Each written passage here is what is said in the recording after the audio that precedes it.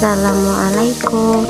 Hai teman-teman, perkenalkan nama saya Dwi Nur Indriani dengan NIM 202440640501. Program Studi Pendidikan Guru Sekolah Dasar.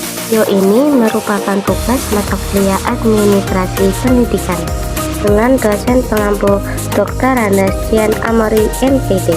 Di sini saya akan menjelaskan materi yang berjudul peran kepala sekolah dalam pengelolaan sarana dan prasarana pendidikan. Latar belakang peran kepala sekolah dalam pengelolaan sarana dan prasarana pendidikan. Sarana dan prasarana pendidikan merupakan faktor penting yang menunjang kelancaran proses belajar mengajar di sekolah.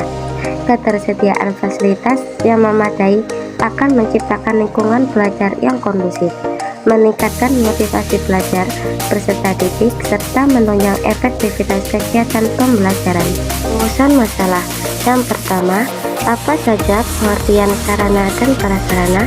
Yang kedua, bagaimana peran dan tanggung jawab kepala sekolah dalam pengelolaan sarana dan prasarana? Yang ketiga, bagaimana strategis kepala sekolah dalam pengelolaan? Apa sih pengertian sarana dan prasarana pendidikan? Sarana adalah semua fasilitas yang diperlukan dalam proses belajar mengajar, baik yang bergerak maupun yang tidak bergerak, agar pencapaian tujuan pendidikan berjalan dengan lancar, teratur, efektif, dan efisien. Prasarana adalah fasilitas yang secara tidak langsung menunjang jalannya proses pendidikan seperti halaman, kebun, atau tata tertib sekolah dan sebagainya. Tanggung jawab kepala sekolah dalam pengelolaan sarana dan prasarana adalah: yang pertama, bertanggung jawab penuh terhadap seluruh hasil yang dicapai dalam kegiatan pemeliharaannya. Berarti, orang tersebut mau dan mampu menjamin keberhasilan serta menyelesaikan kendala dari awal sampai akhir proses pemeliharaannya. Yang kedua, bertanggung jawab terhadap pengelolaan gedung sekolah beserta sarana penunjangnya. Berarti, orang yang bertanggung jawab dalam hal ini mengelola seluruh aspek fisik dan fasilitas penunjang di lingkungan sekolah agar dapat menunjang proses pendidikan secara optimal.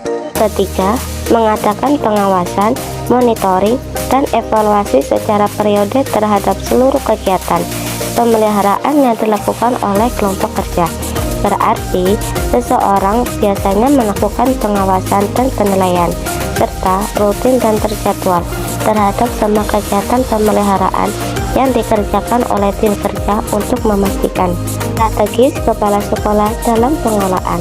Yang pertama, kepemimpinan visioner dan transformasional adalah dua pendekatan kepemimpinan yang sering saling berkaitan tetapi memiliki fokus yang sedikit berbeda.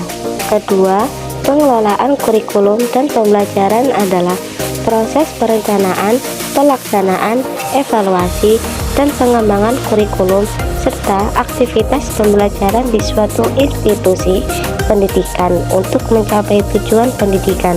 Yang ketiga, manajemen sumber daya manusia adalah proses strategis dalam mengelola orang-orang yang bekerja dalam suatu organisasi dengan tujuan untuk meningkatkan kinerja individu dan organisasi secara keseluruhan.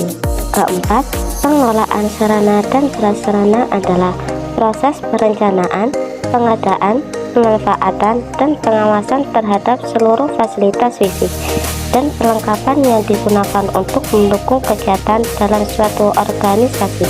Yang kelima, manajemen keuangan sekolah adalah proses perencanaan, pelaksanaan, dan pelaporan keuangan di lingkungan sekolah guna mendukung pencapaian tujuan pendidikan secara efektif dan efisien.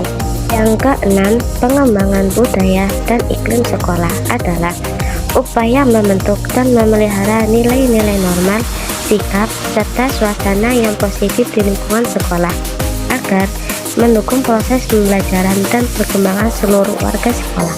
Kesimpulannya adalah peran kepala sekolah dalam pengelolaan sarana dan prasarana pendidikan sangat fatal dan strategis dalam mendukung tercapainya tujuan pendidikan. Kepala sekolah tidak hanya berperan sebagai pemimpin administratif, tetapi juga sebagai manajer, inovator, dan motivator yang bertanggung jawab terhadap efektivitas dan efisiensi pemanfaatan seluruh fasilitas sekolah. Itulah tadi tugas mata kuliah administrasi pendidikan. Itu saja yang bisa saya sampaikan. Semoga bermanfaat dan terima kasih atas perhatiannya. Kurang lebihnya saya mohon maaf. Saya akhiri. Wassalamualaikum warahmatullahi wabarakatuh.